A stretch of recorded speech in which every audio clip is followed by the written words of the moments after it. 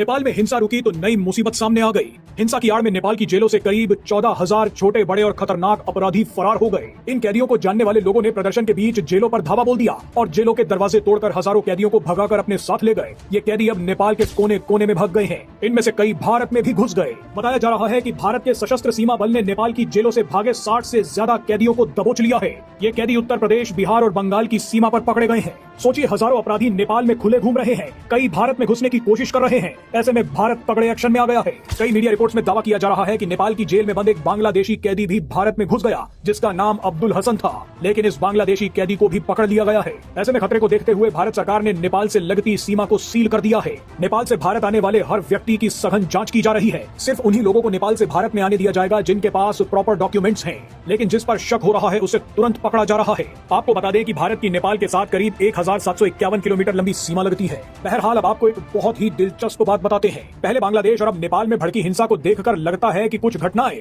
अपने होने के कई वर्षों बाद अपना उचित उद्देश्य बताती हैं।